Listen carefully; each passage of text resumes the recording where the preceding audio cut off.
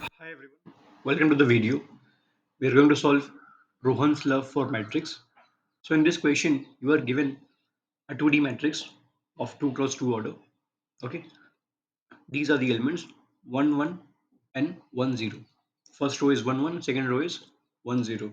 Okay, now you are given a number n and you have to return, you have to multiply the matrix by itself n number of times.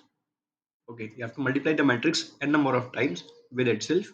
Okay, at the end you have to return the the first element of the second row, a 1 0th element. Okay, first element of the second row. Okay, along with the its modulation, since it can be a large number. Now, there are two conditions to do, two things to do. First, you can use a simple for loop and do basic mathematics, just multiply it and you will get the answer. But I will make it more simpler for you. Forget about what matrix is given, what values is given. Let's see the pattern over here. The elements are 1, 1, 1 and 0.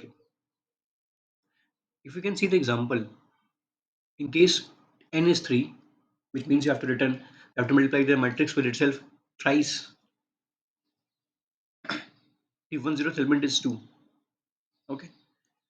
Again, when the element is 4, when the number of okay, the n value is 4, which means you have to multiply the matrix 4 times. In that case, the value is 3.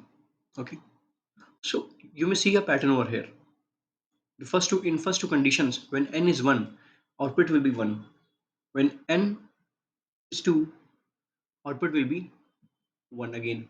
But when n is 3, you have the output as 2. Now, when the n is 4, you will get the output as 3. So it is clear example of Fibonacci sequence. You don't have to do any for loop. Although using a single for loop, it will do the exactly the same. But this is a tricky question, and it does not want you to solve using matrix multiplication. Sorry, matrix.